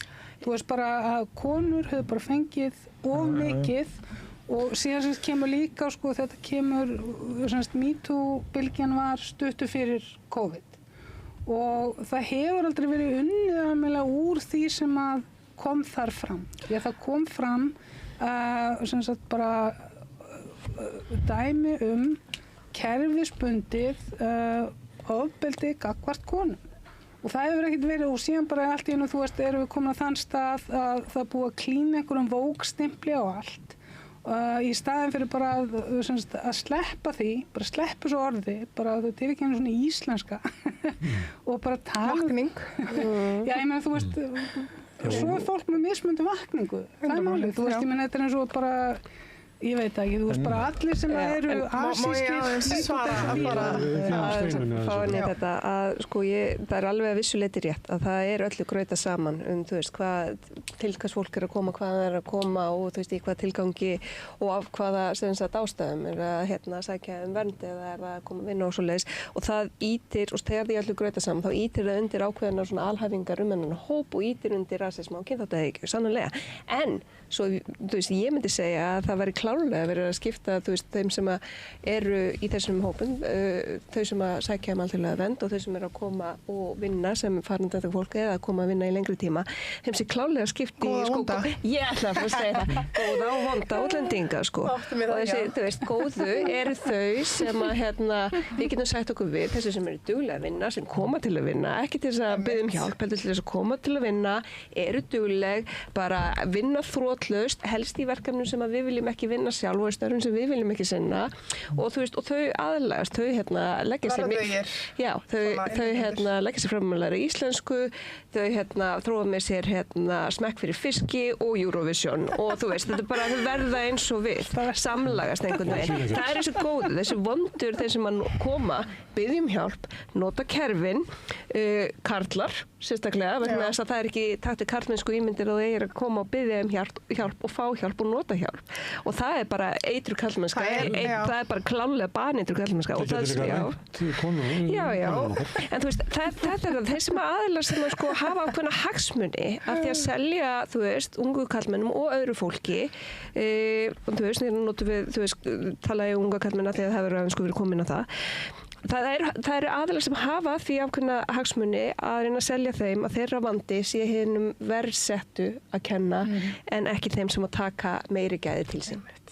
Og ég má aðeins svara sem Birgitta sagði varðandi Jordan Peterson og allt þetta sem að ungir karlmann hafa verið að sækjast svolítið í undanfarin ár og það skiptir líka máli fyrir okkur sem samfélag að spyrja sér stærri spurninga af hverju höfðar þessi kallar til þeirra.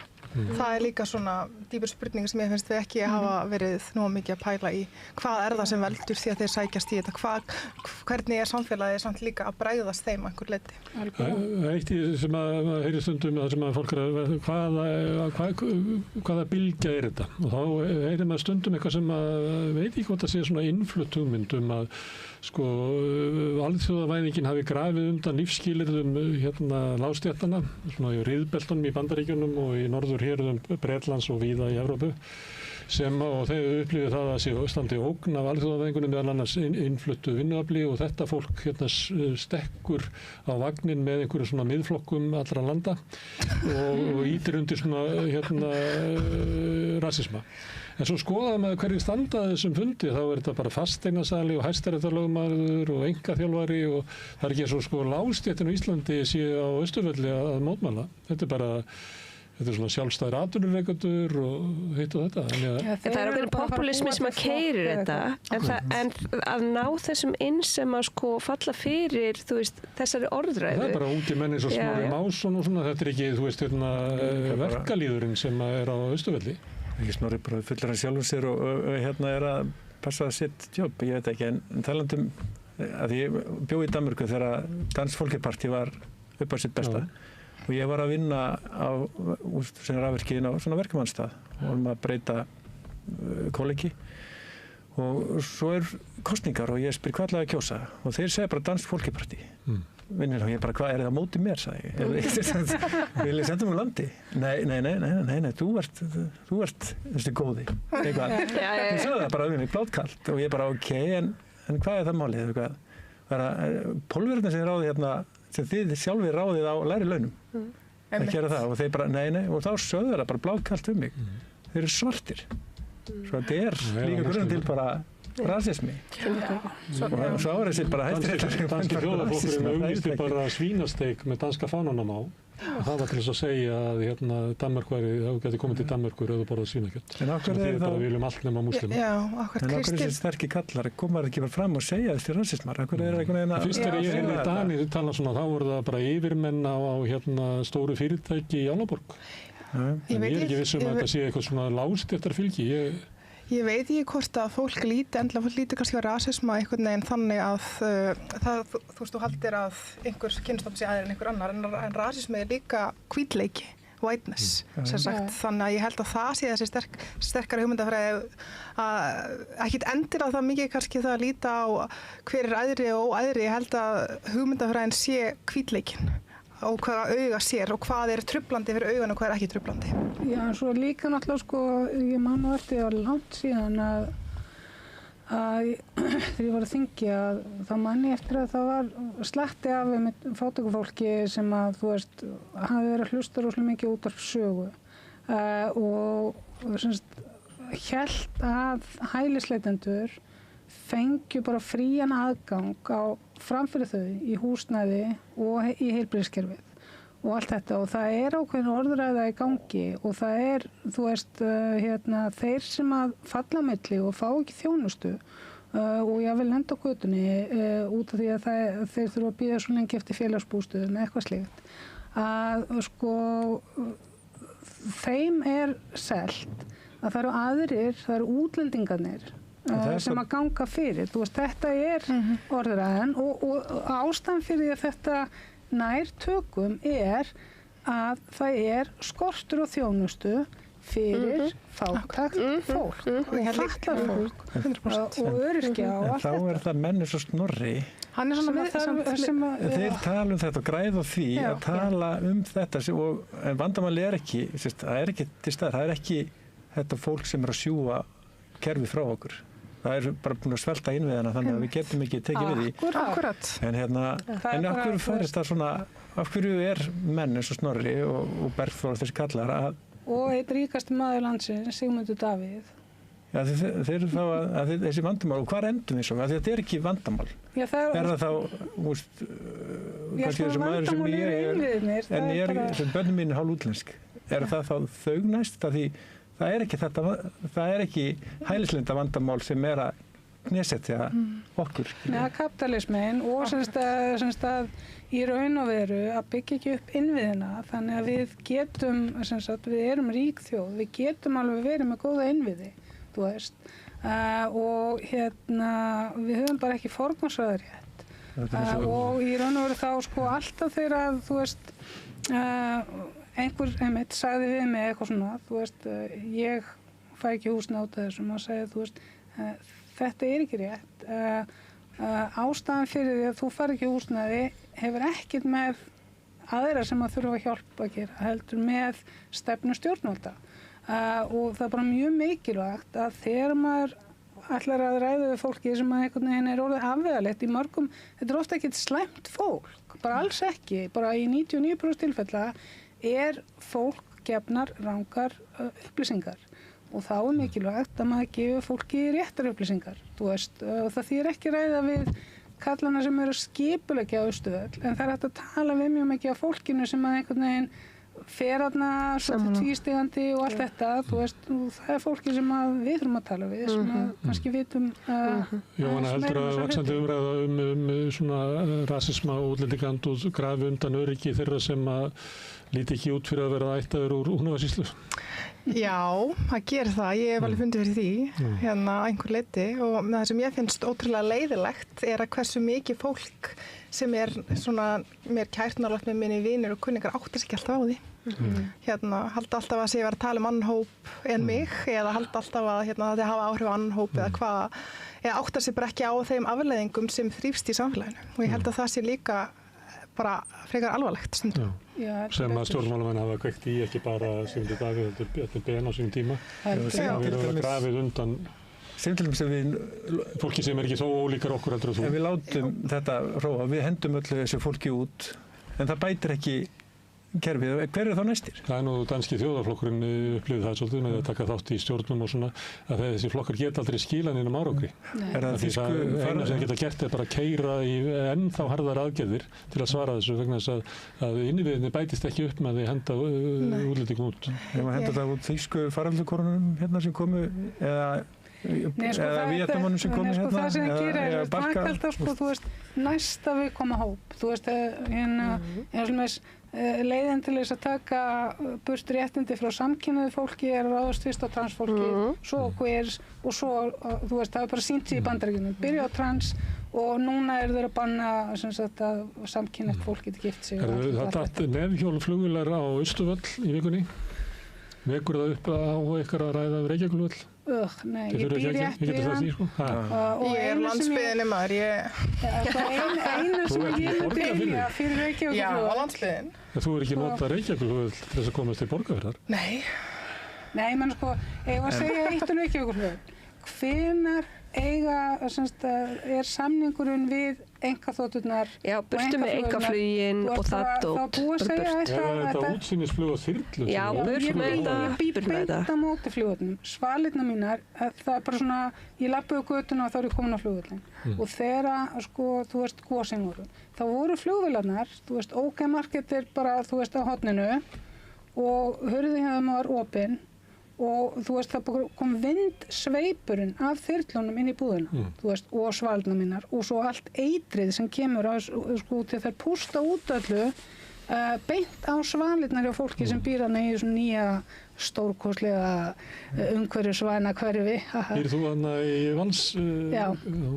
Þú vissi nú að það væri flugvöllur þarna þegar þú fluttir? Já, veist hvað maður sagt. Ég er nefnilega búin í bæ og ef maður kvartar yfir drykkinu þar þá er það bara fluttur í bröð.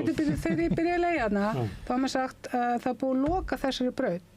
Þegar ég spurði út í það, þú veist, ég gat valið íbúðir, það voru svo fáir sem bjuggu þarna þegar ég flutti þarna inn. Og þá var mér sagt það búið að loka brautinni en mér var ekki sagt en þetta er all bílastæði fyrir alla þyrlunar og einkaflugvöllurnar þú veist og fyrir utan ég skil ekki það er svo ódýrt að leggja þarna þeir parkera bara vikun saman en sko af hverju er ekki þessar flugvélar af hverju fara ekki til Keflavíkur eins og allt svona við Ísafía vill það ekki sko ég er á landsbyggðinni og allt góð með það en hérna þessi flugvöllur er búin að vera kostningar síðan ég man eftir mér en ég held að við kosum með burtu 2016 ég man ekki hvernig það átt að fara lengra síðan en sko meðan að ég held að landsbyggðin sem láta blekkja sig sko meðan að við sem að berjast fyrir flugvelli þarna það gætir ekkert öryggi landsbyggðinar það kemur bara veg fyrir að við það er ekki þyrluflugið og ekki einkaflugið en líka bara fá sjúkrað þyrluflug ef þú ert segjum slasast þar sem getur ekki tekið á loft á flugvell Hvað er með bættari við það? Ég var ekki að tala um að ég var fyrir flugvöll. Ég segi bara ég hef ekki skoðan á því. Þú sagði það á landsbyggðinni? Já, ég hef bara enga skoðan á því. Ég skil ekki. Ég hjarta þitt ekki í Vatnsmýrinni. Ég hef nóg manna að pæla. En landsbyggðin er að berjast fyrir því að við getum lent í Reykjavík út á sjúkraflug. Samt bara ef sjúkraflugið er frá Vestmannaeyjum eða Akureyri eða Egilsstöðum ef að þú veist í vandræðum einhvers staðar á þú veist, Búðardal eða eitthvað þá er þetta bara flott. Það er nú hægt að lenda svona í Vopnafirði og einhvers staðar. En ok, tölum við að ég bjó í Danmörku. Það er ekki flugvöllur einhvers staðar á Rangár? Það er á Hellu, jú, það er hægt að lenda á túnum. Ég er bara að segja að það eru mjög margar mínútur sem eru undir á mjög mörgum stöðum í landinu, þú veist, að því fólk veikist alls staðar alvarlega, þú veist, á landinu og þú veist, það var bara spurning með þessar mínútur þarna í Vatnsmýrinni yfir á Landspítala, þú veist, það hlýtur að vera hægt að leysa þetta. Algjörlega, ég er alveg sammála, þú veist, ég er á landsbyggðinni og hef búið lengi í Reykjavík og ég hlakka til þegar að flugvöllin fer loksins og ég vona að verði áður að verði alvarlegt slys að því við byrjum að tala um þetta nefnfjól sem betur fyrir þetta algjör undantekning, menn að svona gerist bara, ég man ekki eftir að hafa heyrt svona slys í Reykjavík sem betur fer og sem betur fer lenti þetta ekki á neinum þótt að þú veist, kannski verið ákveðin óhefni að þessi Ísland þvert á flokka var búið að halda sinn fundið þetta góðar fréttir varðandi stóra sýning á morgun. Ég var að heyra fréttir af því að á morgun þeirra stóra hersýningin verður. Það er spáð gríðarlegu þrumu og eldingaveðri og... Þannig að í Bandaríkjunum til að afmæli hersins. Já, og afmæli Trumps. Hann á líka afmæli. Já, þetta er til heiðurs honum, öll sýningin, sko. Ok, horfðu þið á útvarpsumræður?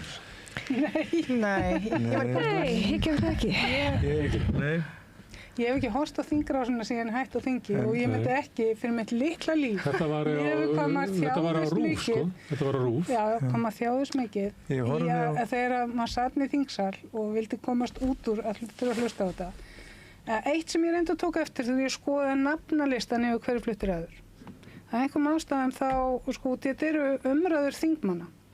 Og ég held kannski, þú veist, að Viðreisn myndi nú flagga sínum skemmtilegasta þingmanni, Jóni Gnarr, að þá voru það ráðherrar frá þeim sem voru með sína ræður. En ekki, besti ræðumaður landsins. Þeir sem verður hlusta á Jón Gnarr geta stilt á samstöðuna á morgun klukkan 9, hann verður í helgispjalli hérna. Já, spurðu hann af hvernig hann lætur bjóða svo upp á að fá aldrei að skína á þinginu. Hvað er hann að gera þarna? Ég vil kannski spyrja líka, voruð þið ekki saman á Núpi? Jú. Ég horfði á 10 fréttir sem hefur nú verið aflagaðar fljótlega til þess að sjá hvað var úr eldhúsumræðunum. Best of og ég var ekkert bættari að sjá það. Þú ert ekki betri manneskja? Nei, ekki það, þetta var bara eitthvað. En svo núna Facebookið mitt, það að detta inn ræða þar sem ég kannski hef á að mér finnst hún ekki heima í þín flokki en hún þar Hallarhund, en ég ekki búin að hafa tíma til þess að hlusta á það ræði. Ég veit ekki hvað hún var, en mér finnst hún vera að tala ekki framsóknar máli, en ég veit ekki. Stemmingin daginn eftir virðist alltaf að vera frekar súr. Það ásakanir ganga fram og tilbaka og barið í bjöllur og fólk beðum að geta orða sinna og anda í kviðin og ég veit ekki hvað og hvað. Þetta svo klassist. En þannig einmitt, það bara, fólk náttúrulega orðið þreytt, það þarf að fara að komast í frí en þá þetta klassiska störukeppnir á milli stjórnar anstæðu og ég bara velti fyrir mér hversu lengi okkur verður boðið upp á að fylgjast með þessum leiðindum, sko. Ég kíkti aðeins inn á Alþingisrásina eftir miðnætti í gær og þá kom einhverju svona, ég held að verið Sigmundur Davíð, kemur upp og segja að það var klukkan eitthvað 1:30 nótt. Af hverju eru ráðherrarnir ekki hér til þess að geta að tala? Hvaða misbjóða lýðræðinu með því að og ég veist að hvaða grín þetta? Þið vilja ráðherrann væri fram á nótt hangandi yfir málþóðunum 25. grein. En sér þjóðin ekki í gegnum hvað þessi stjórnarandstaða glötuð og það ekki bara hag þá samfélkingar að hagnast á því? Ég er sammála þessu, en þessna finnst mér það ekki halda kúlinu nógu vel. Hverju? Stjórnin. Fólk bara hvað æsa sig stól og skamma hvort annað þess að mér finnst þið bara ekki halda kúlinu nógu vel. Stjórnin sem taka þátt í þessu? Já, bara að koma og kveika sér, sko. En það ekki samt að reyna að veiða áfram stjórnaraðstæðu, hún svo leiðinleg? Nei, ég held, ég var nú að lýsa því ég var mjög hissa og Sigmundur hafi verið í þingsal því að þegar ég var að þingi Já, þú komst auga á aðalfréttin að Sigmundur Davíð actually mætti vinna út og það engin þingmaður fyrr eða síðan sem hefur verið með eins lélega mæting og Alþingi eins og hann og muni ekki eftir að hann lét líka skrá sig með heimil á einhverju eyðibíli til þess að geta fengið borgað fyrir vistaböndin Ég fann upp að þessu húsi eins og skoða það það býr ekki þarna og það eru mikla framkvæmdir til þess að þessi hægt að búa þarna. Já, ég meina þetta er líka þetta er gæði sem hafa fullt af peningum og af hverju hann að reyna að því hann fær borga fyrir að tækna sér búa þarna aumingja maður, hann lítur mjög einmanna á eyðibílinu. Það er eiginlega styrk til þess að halda líka heimili í Reykjavík. Já, einmitt. Það sem hann býr.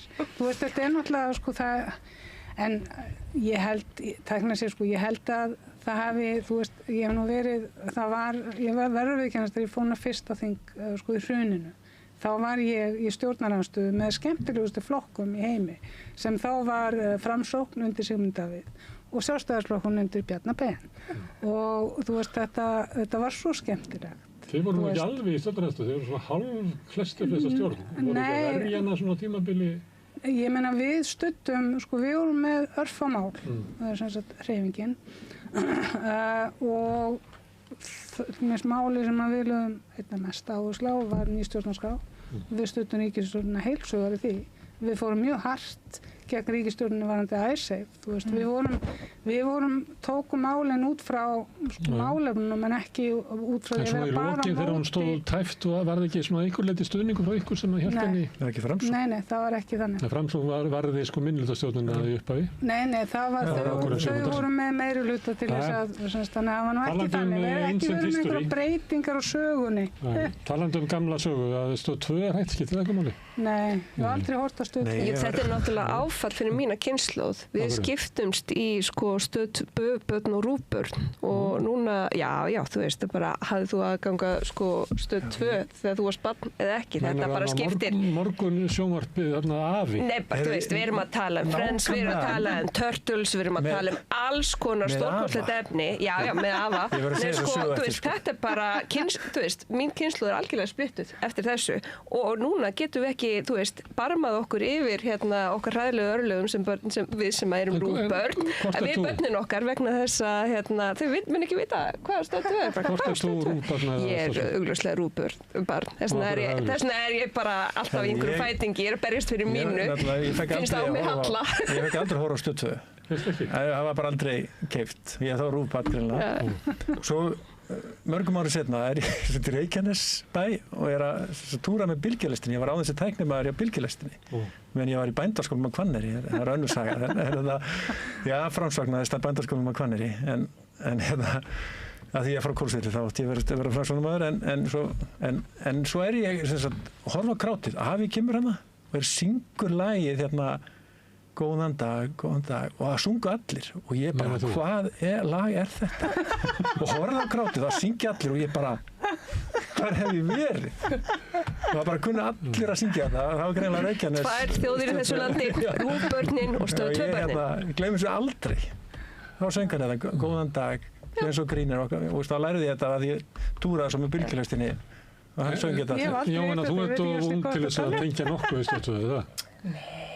Ég tengi alveg við þetta, sko, sem þú að segja. Já, mér fannst það vera mjög leiðilegt að ég fengi aldrei að horfa Stöð 2. Mér fannst svona þetta cool. Fannst þú ekki heldur að horfa Stöð 2? Gera það svolítið, nei, ekki heldur. En af hverju var málið þetta Stöð 2? Af hverju er þetta sín? Er þetta eitthvað kennitöluflakk? Ég veit að það er eitthvað, ég veit ekki, þetta er bara vandræða gangur út allan heim, sem að þessi svona fyrirtæki hafa saminast, sem er annars verið í fjarskiptum og hins vegar í fjölmiðlum. Og einhverjum vegna það byrjaði þetta einhvern tímann, en þetta er mjög slæmt fyrir fjölmiðlana, sko. Það er mjög slæmt fyrir fjölmiðla að vera eiginlega undir markaðsdeild í fjarskiptafyrirtæki. Fjölmiðla geta ekki þroskast eðlilega þarna. Er það nafnið of dýrt? En þetta er bara sem hefur verið að gerast, bara smátt og smátt með út allan heim, með fjölmiðla og margt annað. Þetta er ekki styrt fjölmiðla, sko. Hvað segirðu? Það er ekki styrt fjölmiðla að lenda svona undir fjarskiptafyrirtæki. Nei, en svona líka sko að bæði þú lenda undir fjarskiptafyrirtækjum og að allar auglýsingatekjurnar fara til, þú veist, hallarislegasta manns í heimi. Zuckerberg. Það er líklega svona 10 milljarðar og cirka bát og þá er kannski 20 milljarðar sem er auglýsingamarkaðurinn. Fyrir svona 20 árum að þá fór sambarlegu upphæð inn í alla fjölmiðla og niðurgreiddu þjónustu gagnvart áskrifendum eitthvað nætti. Nú er meirinn helmingurinn að þessu farin bara til útlanda. Þannig að fjölmiðlarnir, svona eins og við þekkjum þá, geta raunverulega ekki lifað í þessum heimi, sko. Það var náttúrulega líka bara, þú veist, sko, þyrfti bara að fara í svona ákveðið átak. Bara MBL og Vísrættunum bara að setja áskrift. Það er gert allstaðar á Norðurlöndunum, það er gerst bara Guardian sem er opið af svona stærri miðlum. Mér finnst þetta að vera svona humble bundle, sko, þar sem að maður geti sko keypt svona, eins og þú veist, í gamla dag keypti fólk svona kapalsjónvarp, þú veist, með fókus á fréttir eða þú veist, eitthvað history eða eitthvað. Akkur get ég ekki keypt svona, þú veist, bundle í staðin fyrir að vera að borga, sko, þú veist, 10 fjölmiðlum fyrir að lesa kannski eina frétt. Það bara þjónar ekki kapitalismanum, Birgitta. Það er ekki náði. Ekki nóg mikið. Sko, tæknilega myndi fólk greiða miklu meira á því, út í að þá myndu allir fá smá í staðin fyrir, þú veist, að enginn far neitt. Fólk myndi græða, ekki fyrirtæki. Jú, fyrirtæki myndi líka græða. Þú veist, ef við bara myndum að hugsa, jú, þau myndu, í staðin fyrir að fara á hausinn, þá myndu að actually fá áhrifundur, þú veist. Þannig að það er svo gott veður að ég er með svona eitthvað sem ég hef skrifað hérna þú veist að Play er hægt að fljúga til Ameríku og það er komið COVID og svo er alltaf verið að rífast þetta Vogue sem að enginn veit Já, ég nenni ekki að tala Vogue, please. En útgeið fyrir mér, af hverju félust þið ekki fólk að rífast það? Ég bara fatt ekki af hverju er menn að pirrast á þessu. Mæltu manna heilastur. Ég bara, hvernig getur það sundrað bara ágætis fólki hvort að menn eru vók eða ekki, vakandi eða hvað er. Hvað er vókismi? Eru þið ekki hálf svona sérmenntar í þessu, kynjafræðingur og mannfræðingur að geta skilið vókumræðina? Jú, ég hef eins og segið skrifað grein þetta í heimildinni og ég eiginlega bara nenni ekki að ræða þetta meira. Það getur það bara að fólk vill að getur að lesa þessa grein. Þá ætla ég að spyrja þig því að ég heyri þetta svo oft, sko. Bara ekki tala vók. Af hverju það? Af hverju svona rosalega lögn? Það búið að tala svo mikið Ég held að sé bara... Við vorum að tala Reykjavík. Greinin mín til dæmis, hún rosalega, það eru margir þræðir þarna, það eru margir svona, þú veist, layers sem þarf að fara í gegnum til þess að útskýra og ég byrja þarna að útskýra á fræðilegu máli hvað þetta poststrukturalismi og allt svona og svo tek ég alls konar dæmi einmitt hvernig vókismi getur verið smá svona, hvernig kapitalismi tengir hann og einhvern veginn svona framsetur hann eins og honum þykir vænt einhvers konar mannréttindi til dæmis eins og ég tek dæmi Nike sem hefur verið með alls konar fólk núna í sínum auglýsingum svona fjölbreytt fólk, lita fólk og svart fólk og allt annan hefur ekkert breytt endilega þá hvernig kemur fram við sína verkamenn og aðraðin en þá fólki í nættarana söður og svo framvegis. Þetta er dæmi vókisma sem ég svona held að við þurfum aðeins að passa okkur á að samþykja ekki af því ég held að vókismin þessi... En vókismi, það eitthvað til? Er það ekki sem við erum bara að segja? Er það feminismi? Ég tel í minni grein vókismi vera ákveðin afurða poststrukturalisma, dekonstruktionisma, svona afmótunar afbygging af norminu, að normið sé ekki bara hvítt og gaggineitt og ófallað. Það þarf að afbyggja það að þessi pláneta og þetta samfélag sé fyrir okkur öll.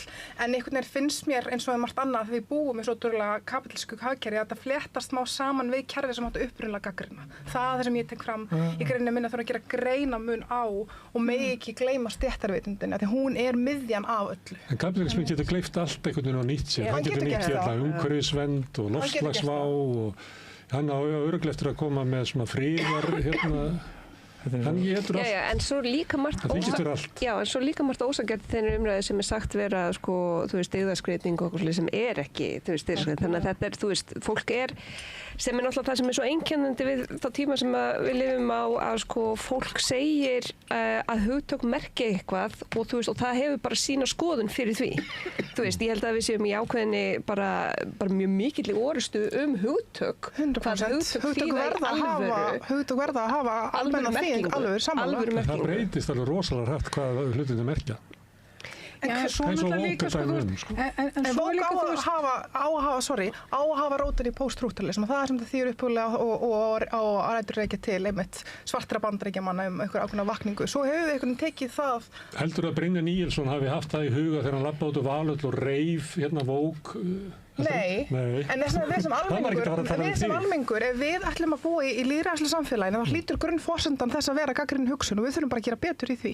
Ég held að það sé skortir rosalega mikið á þekkingu í samfélaginu okkar. Við viljum taka þátt í sama samtalinu með sama hætti. Það bara ekkert slíkt samkomulag. Nei, það alveg. En það líka út í, þú veist, sko, ég held þetta sé bara svona placeholder, þú veist, þetta tiltekna rifrildi þú veist, eins og Andri og fleiri eru, þú veist, mikið á móti allt í hennu vók og svona einhverju aðrir sem að, þú veist, eru rökraða við hann að, af hverju skil ekki hvað hann er að tala og ég held að sko skilabóðin sem eru að koma, sem eru að seytla inn í meðvitundina, eru þessi skilabóð sem að meðal annars Elon Musk og fleiri í hans sértrúarsöfnuði hann sem að þróaðist af Jarvin gæjanum sem sagt að búa til samfélag þar sem að í raun og veru við erum bara með fyrirtæki og það er veikleiki að hafa samkennd. Þú veist, og Elon Musk bara segir þetta viðstöðulaust að veikleiki að hafa samkennd. Og þú veist, ef það er eitthvað sem ég tengi við sko, sem persóna sem að hef mín hvítu forréttindi og allt þetta og ann upp í landi, þú veist, þar sem að þú veist, tækna sér þá höfum við mikið að réttindum með bara mjög mörg lönd í heiminum og ég er gríðarlega þakklátt fyrir margt í samfélaginu mínu þó svo að það sé mjög margt sem að maður getur gagnrýnt. Sko, ég vil fá, þú veist, að geta sýnt samkennd, verið umhugað hluti að ég sé ásökuð að vera að dygðaskreita mig eða eitthvað slíkt. Þú veist, og í raun og veru þá þetta búið til sem ákveðu kúgunatæki til þess að við séum ekki sína fólki sem að sko, virkilega þarf á stuðningi að halda samkennd og berjast fyrir því. Þannig að þú veist, sko, ég held að við þurfum að nálgast þetta út frá þessari forsendu að þú veist að það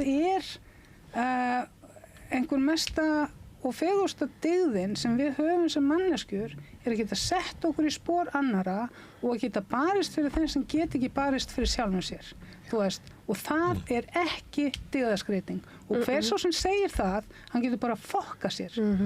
Já, ég held að svona almenna kannski sem ruglar fólk saman í rýminu varandi Vogue einmitt að ég held að við séum bara ekki nógu góð að gera greinarmun hvenær þetta dygðaskreiting, hvenær ekki og setjum þetta allt saman í trærugraut og ég held að þannig flokkast fólk saman einhvern veginn í... Við erum helst að rífast þetta félagsfélög fólk að rífast Já, en ég meina þú veist, dygðaskreiting, hvaðan kemur þetta? Hver býr til svona afbökun á einhverju sem Já, þetta ekki hægri, þetta svo núna, ég hitti félaganum mín og ég segi þessi feministi og þeir bara, feministi, ég jafnaðarsinni og ég bara, ég verð ekki saman eða búið að eyðileggja orðið feministmann og ég býð bara hvernig við erum búin að eyðileggja orðið jafnaðarsinni. Hvað ég með að draga þessa línu? Ég bara... Já, en mér langar náttúrulega að spyrja Birgittu, hvað myndir þú kalla það? Stórfyrirtæki svo Nike, sé núna að bjóða slituð og svörtu fólki fram í sínum auglýsingum og allt það, en kemur ennþá umverulega fram við verka fólk út allan heim og í Náttúrunsauðurinn. Er það ekki dygðaskreiting? Er það ekki að skapa sér svona eins og það ekki væntum jafnrétti og hefur... Hvernig er það ekki mótsögn? Nei, sko, jú, það mótsögn getur við notað eitthvað annað orð en dygðaskreiting. Hvort að Nike gerir þetta eða hvort að Birgitta gerir þetta. Ef Nike er með eitthvað svona auglýsingar og við vitum allt þetta, en svo kemur Birgitta og er að bara styðja baráttu svartra í Bandaríkjunum, og þá getur einhver sko Frosti Logason eitthvað komið og kallað hann og segja að dygðaskreita sig. Það er það sem ég er að segja, við getum ekki gert greinarmun á þessu, við erum ekki nóg fært til þess. Þú veist að sko Nike er stórfyrirtæki sem er að arðræna fólk og að setja að beita ákveðnu markaðsfræði við að geta selt hluti til sem flestra. Þú veist, ég menna að hverjir kaupa flest, hvað markaðshópur kaupir mest af þessum skóm. Þá skulum við vera með, þú veist, einhvern litaðan í þeirra auglýsingu og eitthvað svona.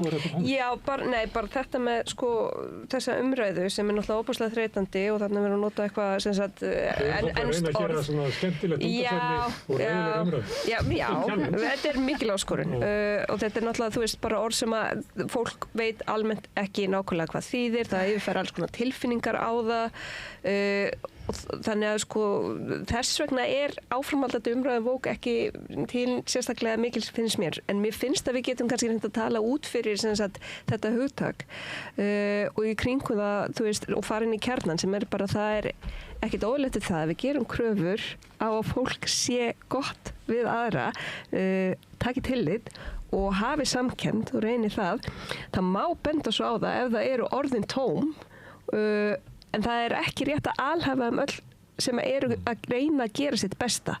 Sum eru klálega ekki heilíð og þá bæði við fyrirtæki og fólk. Vegna þess að við erum hér með, þú veist, einstaklingshyggju bylgjum, við erum með áratugum saman, þar sem að fólk er að skapa sér sitt eigið brand með því að styðja einhverja málstaði með hálfum hug og fylgja svo ekki eftir í verki. Við segja styðja umhverfisvernd en praktis ekki það sem þeir plýsja. Er það ekki alltaf í lagi segjum að þetta sé við sem í vandamála bara ólítið að samkennd þetta og svo er fólk að reyna að sína samkennd og svona.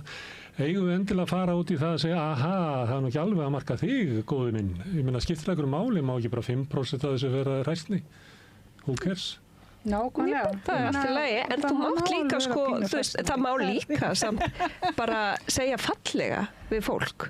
Herðu, þú veist, Gætirðu hugsað að gera þetta einhvern veginn öðruvísi í staðan fyrir að vera að reyna að nappa einhvern? Það þarf ekki alltaf að vera þannig. Nei, en það er líka hægt að gera þetta öðruvísi hátt. Ég held að það sé líka rosalega hvítur veruháttur að geta sagt þetta einhvern veginn að má ekki hræsnin bara vera smá út af því að eins lengi og við samþykjum ákveðna hræsna hefur það ekki áhrif á okkar líf eins og nefndi dæmi með Nike og margt þannig heldur áhrif litað svólk allan heim. Og þessi fólk svona almennt að mér finnst svona að við verum að tala Snorra og Frost og svona, þeir eru alltaf að reyna að nappa eitthvað fólk fyrir að vera ekki sko einlægt í sko samkenndinni sinni. Það sé bara Byggðaskreiting. Já, sko, Þú er alveg sami skítellin og ég að þú ert bara að skreita þig með ykkur til þess að þykjast þér að betri. Já, þú veist. Mér það svolítið vera stemmingin. Já, það er kannski bara ágæti punkturinn, þú veist, hverjum ætlar að leifa rosta lofa sína skilgrina hversu mikla samkennd þú hefur sem manneskja. Ég meina, þú veist, koma. Nei, það kemur svona pælón á fólk, skilur, þú veist. Þannig að, ok, það myndi ekki hafa áhrif á mig, en þú veist, ungt fólk klálega, ég skil það. Þú veist, þannig að mér finnst, sko, mér mikilvægt að sko líka að gefa fólki, þú veist, sérstaklega sko fólk sem þú veist, í mótunarferli með sjálft sig, þú veist, að gefa því rými til þess að mistiga sig. Algerlega, en líka standa með því og líka bara tala það upp og segja bara eitthvað, þú veist, við höfum bara verið hér líka, ég hef verið, þú veist, ég hef gert svona axaskaft líka, þú veist, ég hef haft rátt fyrir mér og þetta alls saman og tala það bara opinberlega upp og persónulega standa saman og þú veist, og byggja upp meira samfélag, meiri lítil samfélag við hópar sem við styðjum hvert annað, minni einstaklingsík. Algjörlega. Bara, þú veist, niður með einstaklingsíkjuna. Og fara út í góða veðri. Upp með samkendina. Fara út í góða veðri, það er sól úti. Sólinni. Gísli, þú ert búið með þinn kvóta. Já, ég fór í, ég fór í sund í 10 mínútur á hann. Þú ferðir hatt eða húi. Ísland þeim að þú ert fljótur að taka lit. Takk kærlega hérna fyrir komuna Steinun, Jóhanna, Birgitta og Jón Gísli. Takk fyrir okkur, góða helgi. Ég þakka Pétur Fjellsteð fyrir að taka upp og senda þetta út en ykkur þakka ég mest sem hafi verið að hlusta og horfa og breytt þessu samtali okkar í fjölmiðlum. Minni á að það eru áhorfendur og áheyrendur í samstöðin sem hafa byggt upp dreifikerfið. Bara með að segja vinum og vandaminu frá efni sem að fólki líkar hérna við. Þá kíkir fólk á okkur og finnur okkur á Facebook og YouTube undir nafni samstöðurinnar, í öllum hlaðarsveitum bæði undir nafni samstöðurinnar og einstaka þátta. Við erum í útvarpinu 89,1 á Stóra höfuðborgarsvæðinu sem næst alveg upp á sunnanvert Snæfellsnes langt upp í Borgarfjörðu upp á Litlu kaffistofu út á Reykjanestá. Það má líka segja þar útvarpsendingar á spilarann sem á netinu, spilari.is, sem spilar líka app sem á hlaðinur í símann og hlusta á samstöðinu allar íslenskar útvarpsstöðvar hvað sem í heiminum. Við erum komin í sjónvarpið þeirra sem eru heppin að skipta við fjarskiptafyrirtæki Símann, þar eru númer 5 á fjarstýringunni.